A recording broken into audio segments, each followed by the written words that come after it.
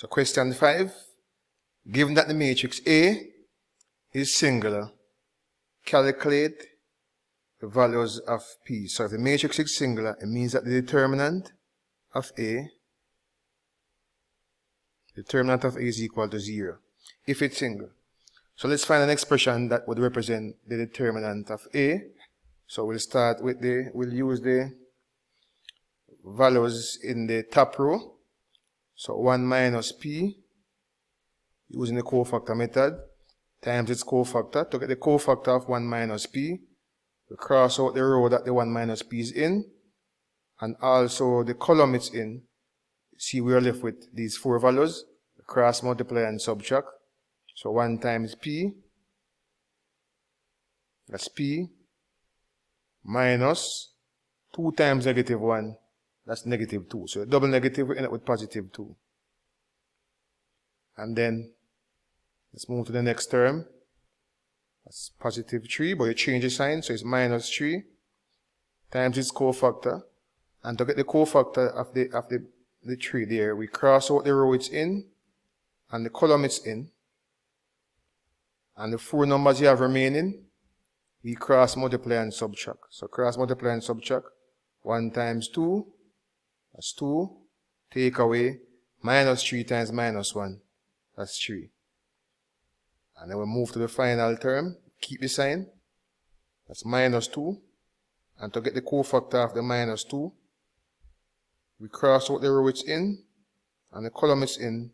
We cross multiply and subtract. 2 times 2, 4. Minus 3 times P, that's negative 3P. So the double negative with positive 3P. And so that's the determinant. And on the right hand side, where it's equal to 0. Since all of that should be singular. Now, let's find an expression. Let's expand. So, expand. So 1 times P, that's P. 1 times 2, that's 2. Negative P times P, that's negative P squared. Negative P times 2, that's negative 2P. Expand the other bracket, negative 3 times 2. Well, the other bracket, this bracket works out to be negative 1. 2 minus 3. So it's really negative 3 times negative 1. That's really positive 3. And the final bracket, negative 2 times 4. That's negative 8. Negative 2 times 3P, that's negative 6P. Equal to 0. So we can group the like terms. So we have negative P squared. Group the P terms. We have P, 1P, minus 2P, that's negative 1P. Negative 6P, that's negative 7P. And if we group the constants, that's 2 plus 3, 5. 5 minus 8, that's negative 3. Equals 0. So we have a quadratic. Let's put everything on the right hand side to make the square term positive. So 0. Bring that over, we have P squared plus 7P plus 3 equals 0. Or we could just multiply each term by negative 1. Same result. Alright, now let's solve for P. Let's find the values of P. Let's solve for P. So using the quadratic formula, P is minus B, well, P squared is minus B plus or minus square root of B squared minus 4AC all over 2A. So A is a P squared coefficient, so A is 1, B is 7, and the constant there is 3. So we substitute these in the formula. So B is 7, so negative B is negative 7, plus or minus B squared, that's 7 squared, which is 49, minus 4 times A is 1, C is 3, so minus 4 times 1 times 3, that's minus 12, all over 2A, which is 2. So P is equal to minus 7, plus or minus the square root of 37 over 2, and the square root of 37. So we can just enter everything in the calculator. So P is minus 7 plus root 37 over 2, or P is minus 7 minus root 37 over 2. And we plug these in the calculator. Please, we get negative 4. If I'm using 2 decimal places, negative 4.6 or negative 6.54. I'm using 2 decimal places. So those are our values for P. Let's move on. Use row reduction to solve the following system of equations. Alright, so let's form a matrix to represent the coefficients. Let's form a matrix. Alright, so the coefficients, now, I'm going to start with the order is not important. I'm going to start with the bottom row since it's led by a 1x. So 1, 2, and negative 1z equal to negative 2. And then we have 3, negative 4, 1z equals 16. And then we have 2x, 1y, negative 2z equal to 5. Alright, so we can change row 3 and row 2 and row 3. So we can see that row 2 will become row 2 minus 3 of row 1. And the row 3 will become row 3 minus 2 of row 1. So what we'll end up with then, so we're not troubling row 1. So row 1 is still 1, 2, minus 1, minus 2. So row 1 remains as it is. So row 2 now, we're going to take each value in row 2 and minus 3 of row 1. Alright, so 3 times minus 3 times 1, that's 0. Minus 4 times minus 3 times 2, that's minus 10. And 1 times minus 3 times minus 1, that's 4. And 16 minus 3 times minus 2, that's 22. So row 3 now minus row 3 minus 2 or row 1 actually. So 2 minus 2 times 1, that's 0. 1 minus 2 times 2, that's negative 3. Negative 2 minus 2 times negative 1, that's positive 0. And 5 minus 2 times minus 2, that's 9. So this means therefore that we have 2 zeros, so this is x, y, z's coefficient. So we can therefore state that negative 3y is equal to 9. And if we divide both sides by 3, or by negative 3, y is equal to negative 2. So we have one value for y. Also, the middle one is saying that negative 10y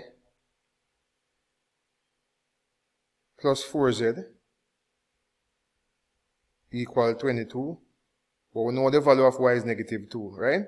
So negative 10 times negative 2, that's positive 20, plus 4z equal to 22.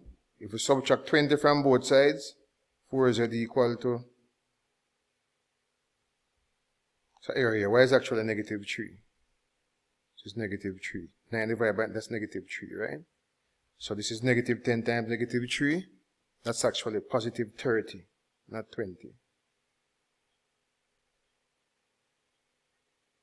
So if we subtract 30 from both sides, 4z is 22 minus 30. So 4z is 22 minus 30. So 4z is equal to minus 8. So z is equal to negative, divide both sides by 4, z is negative 2.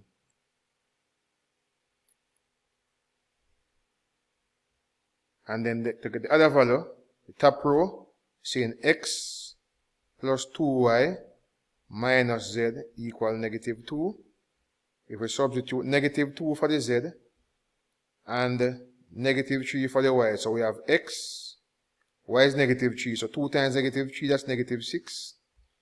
Z is negative 2, so negative z, that's positive 2, equal negative 2. So this means that x is equal to, bring over these values, bring over this is positive 6, bring over 2, that's negative 2, negative 2 already there. So x is equal to 2. So x equal to 2, z equal negative 2, y equal negative 3. And if we sub these in any of these, then they should balance out. A committee consisting of 3 men and 2 women is to be... Okay, so part C, a committee consisting of 3 men and 2 women is to be formed from a group of 6 men and 4 women. However, it is known in advance that 2 of the men who dislike each other will not serve together on the committee. So we have some restrictions here. In how many different ways can the committee be formed? Alright, so number of ways, in terms of the total number of ways the committee can be formed. So the restriction here is that these 2 men who do not like each other cannot serve together on the committee.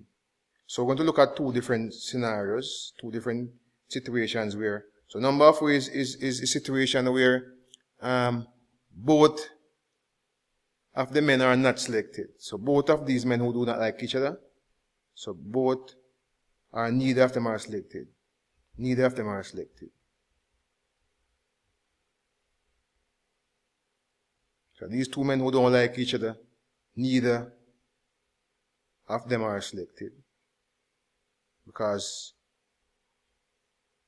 or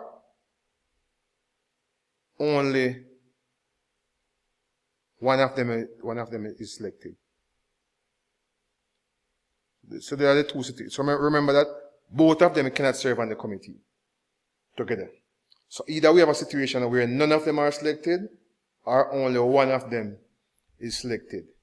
Alright, so let's look at the groups now. So we have, in the group, we have 6 men. We're selecting from 6 men and 4 women. So let's deal with the woman first. No restriction for the women. So 4 women. And for from the 4 women, we're choosing 2. So from the 4 women, we're choosing 2 to be on the committee. For the men now, it's a bit more tricky. Let's break up the men. So we have a group of 6 men. 2 don't like each other. Alright, so let's put 3 groups then. So 4 women, 4 men, and then these 2 men who don't like each other. So we break it up into 3 groups. The group of the men into 2 groups. A group of 4 and a group of 2.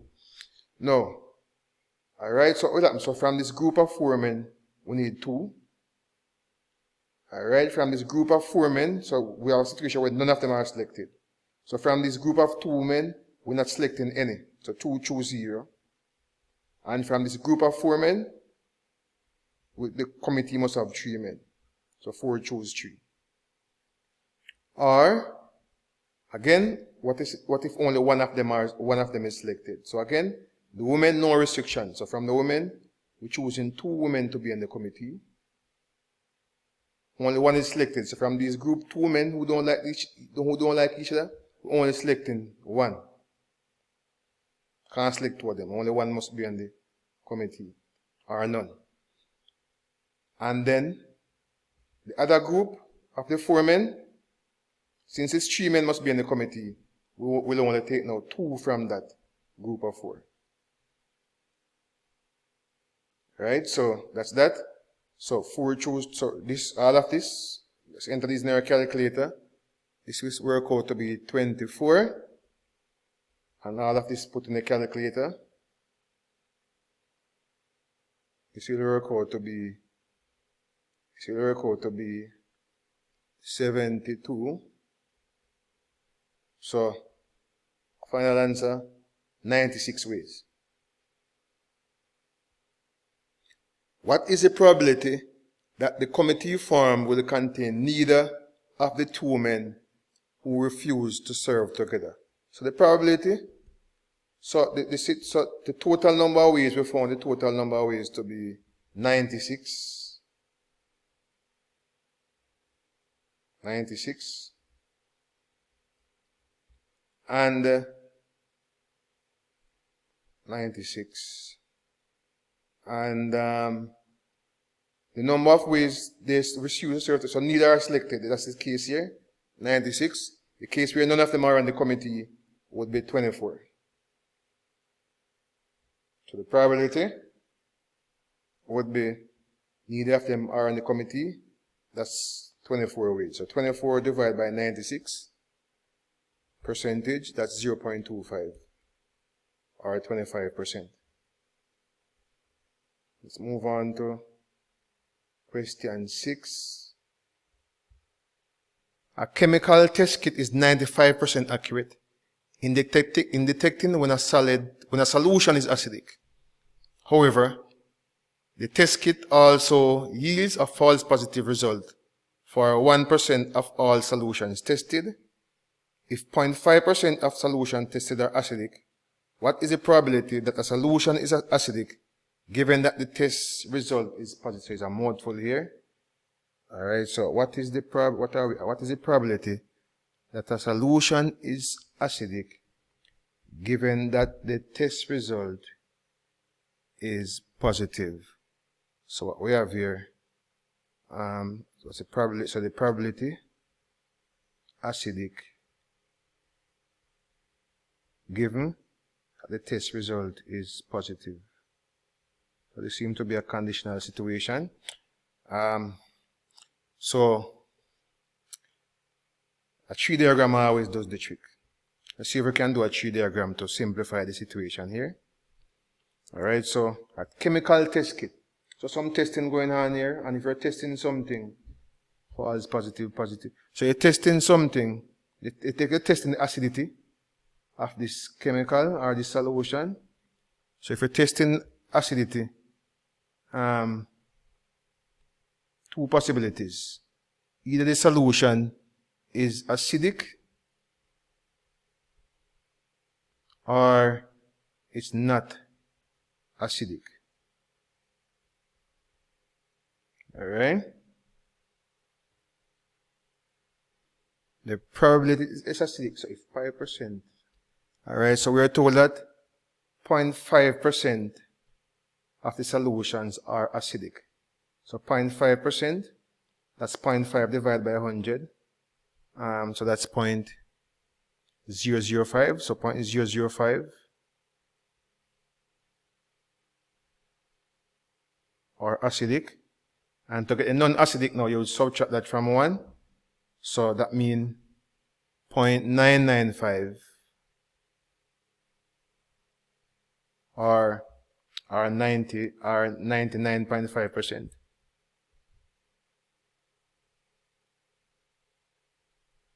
Are not acidic.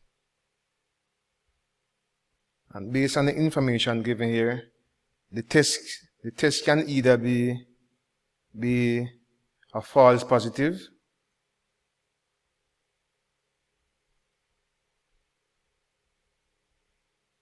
or it's truly positive. Same situation here. Either it's a false positive test or it's really positive. So these are the possibilities. Now, false positive, the question tells us that it's 95% accurate. Alright, so again, some terminology is used here. That we see so positive. Again, the test, you see that the test is accurate, or the test is inaccurate. So inaccurate, false positive will equate to the test being inaccurate, right? Because false positive means that it's showing positive when it's not really positive. So the test can be accurate or inaccurate. Alright, so false positive means the test is inaccurate.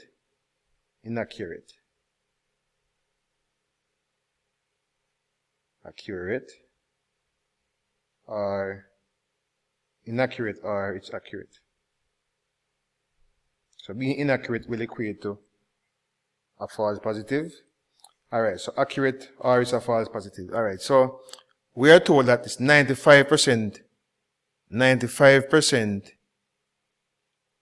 accuracy. So 95%, same thing as 0.95.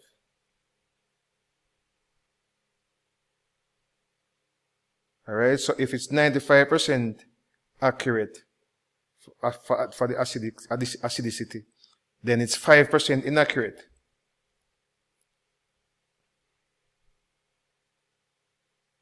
Alright, so 5%, which is 0.05. And down here, the 1% false positive is saying that if it's not acidic, it's showing a false positive. Alright? It's inaccurate. So the 1% will be 0.01%.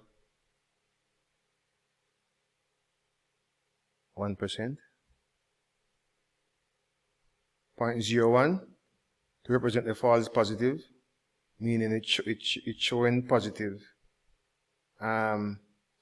even though it's not acidic. So the opposite of, well, subtract 1, we'll get 0.99 here, right? So if I multiply along the branches, 0.005 times 0.95, this would give me 0.00475 and 0.005 times 0.05, this would give me 0. Should have 5 decimal places, 0.00025. If I multiply along this branch, so 0.995 times 0.99, I get 1.995 times 0.01. This will be 0.00995. So to answer the question, the probability that is acidic, given that it's positive, is equal to the probability that it's acidic and positive, the probability that is acidic and positive, divided by the probability that it's positive.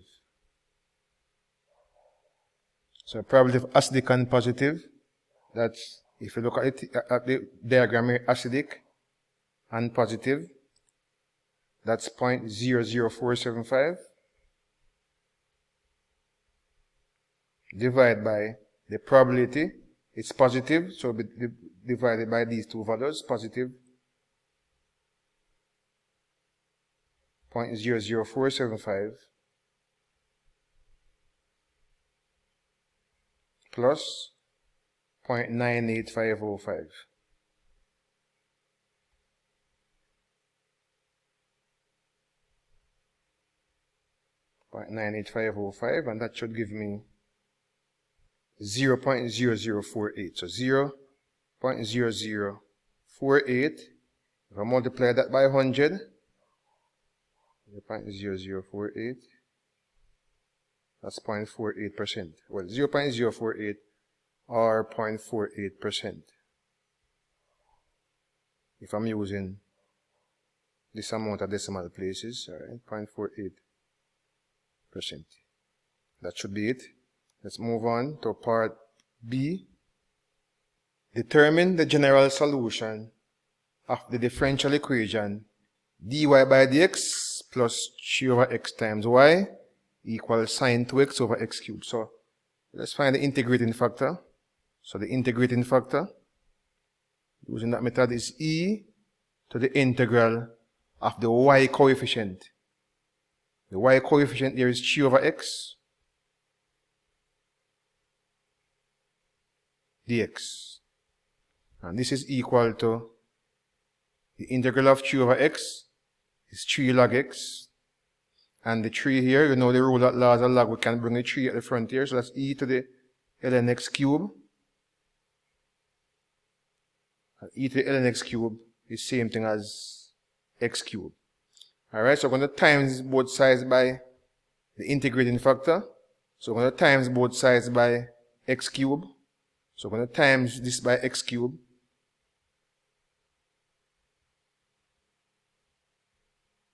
So x cube times dy by dx. That's x cube dy by dx.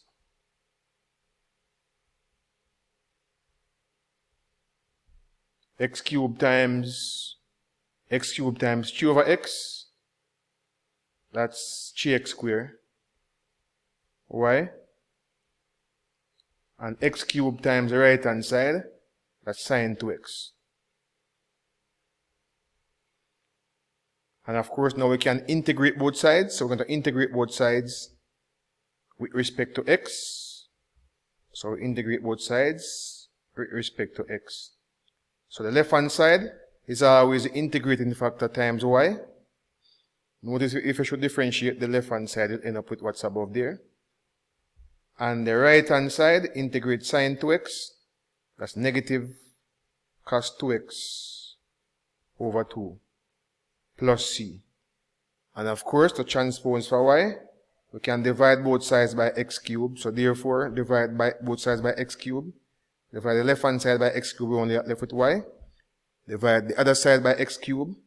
That's negative cos 2x over 2x cubed plus c over x cubed.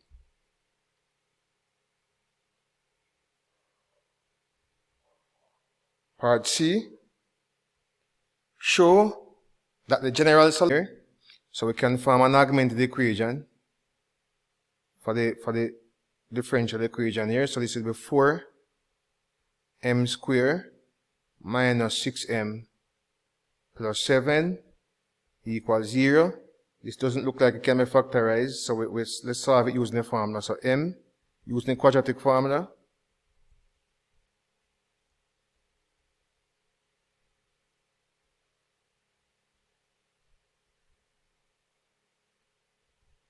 so b is the middle term, negative 6m, so negative b, that's positive 6.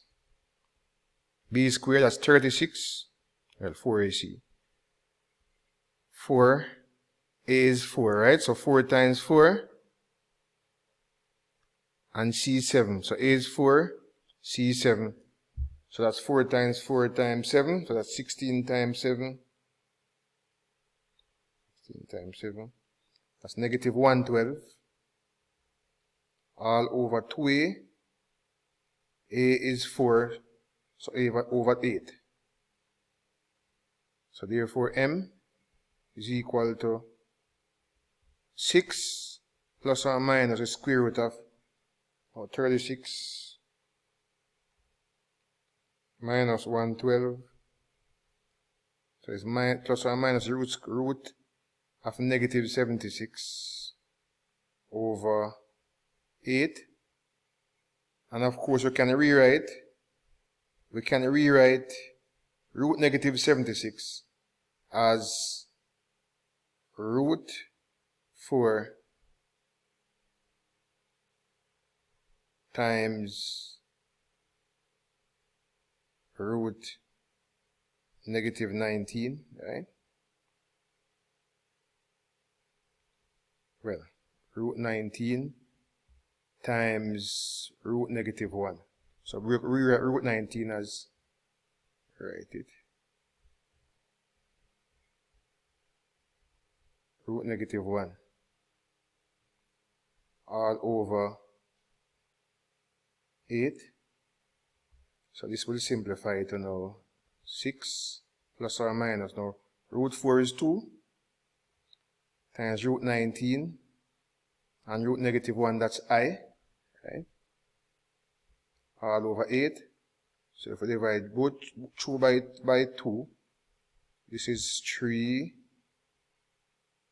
plus or minus root 19 I over 4 divide 2 by 2. So if I break it up, m equal to 3 plus root 19 I over 4, or m equal to 3 minus root 19 I over 4.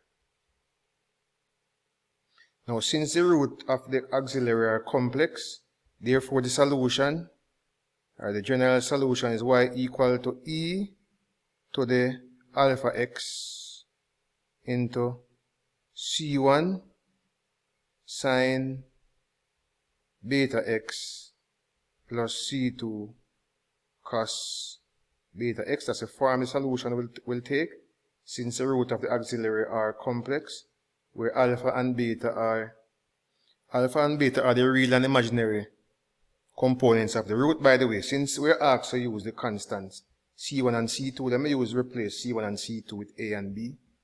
So c1 and c2, let me replace these constants, just to make it look like what they're asked to do. So let's replace these constants with a and b. Alright, so alpha is a real component of the root. That's 3/4. So it's e to the 3/4 x into a sine, and then beta now is the imaginary. That's the root 19 over 4. So root 19 over 4 times x plus b cos same root 19 over 4 times x, right? So remember that alpha and beta represents the real component and the imaginary component of the complex root. Alright, and if we expand, what we'll get is a times e to the 3/4 x sine root 19 over 4 times x plus b e to the 3/4 x cos root 19 over 4 times x, and that's exactly what we're asked to prove. Let me just bracket the root 19 over 4x. Let's bracket that. And that's the proof completed. Hence or otherwise determine the particular solution of the differential equation given that x equals 0, y equal to 3, and y prime is equal to 0. So we know that y is, we must restate, we know that y is equal to, so we'll just restate that. So we know that y is equal to that. And the question tells us that when x is 0, y is 3. So we substitute x is 0, y is 3. So replace the y with 3. Replace x with 0. If x is 0, sine 0 is 0. So all of this first part there will be 0, right? And if x is 0, what we have here is cos 0, which is 1. So what we have here is b e to the 0. Alright, since x is 0, so b times e to the 0. And we know cos 0 is 1. So what you have is positive 3 is equal to b. So the value of b will be 3. Alright, so let's get, we're also told that when x is 0, y is 3, y prime is 0. Let's find the y prime. To get y prime, now we need to differentiate the y. And of course, differentiating the y, of course, we'll have to use product rule. So break up these into products. So differentiate the exponential separate from the trig function. So differentiate the exponential function there. What we'll get is 3/4 a e to the 3/4 x. And we'll leave this trig function alone. So sine root 19 x over 4 plus, and we're going to alternate now. This time we're going to differentiate the trig function. So differentiate the root 19 over 4. So root 19 over 4. The exponential doesn't change, right? So a 3/4 x, and the sign will turn to cos, right? So cos root 19 x over 4. And then we differentiate the other term. So plus, put it down here. So plus, again, we are applying the product rule. So differentiate the exponential, we'll end up with 3/4 b e to the 3/4 x. Leave the trig function alone. So cos root 19 over 4 times x. And then we're going to alternate now. So this time we're going to leave the exponential alone. Differentiate the trig function. Differentiate cos is negative. So a negative will have a negative term. So the negative root 19 over 4. And we're leaving the exponential alone. So it's b e to the 3/4 x. And of course, cos turns sine. Well, negative sign. But we account for that already.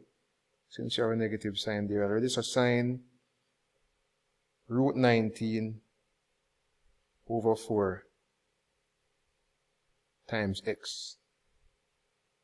Alright, so let's make our substitutions now. So we know that y prime is 0, x is 0, y is 3. So y prime is 0, x is 0. So we replace the y prime with 0. Replace x with 0. So sine, all of this will become 0. Replace x with 0. All of that will become 0. Remember, cos 0 is 1. And you replace x with 0. This will be root 19 over 4 times a times e to 0, which is 1. So that's root 19 over 4a. And for this term, again, cos 0 is 1. So what we'll have is just 3/4. Did I differentiate this correct? Should be 3/4. Let me go again for the differentiate y. Applying the product rule. 3/4. Yes, this is correct. So this is correct. So this will be 3/4 times b. So it's 3/4 times b. E to 0 is 1. So it's 3/4 times b. Now we know the value of b is 3. So this would be root 19 over 4 times a plus 3/4 times b, which is 3. So it's 3/4 times 3. That's 9 over 4. Which means that we can times both sides by 4.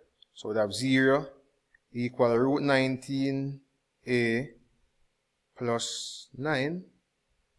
Bring over the 9 now. So we have negative 9 equal root 19a. Divide both sides by root 19.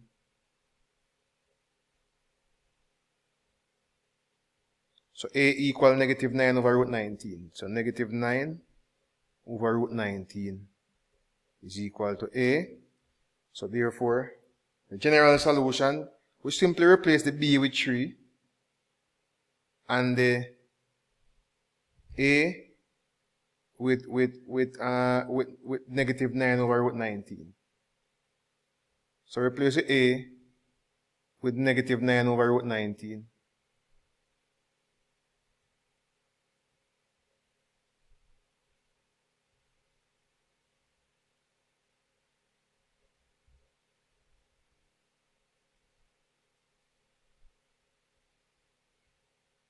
And replace the b with positive 3. And this should be our general solution. Alright? Negative 9 over root 19 times that, plus 3 times that. That's it. I say solution should look like that.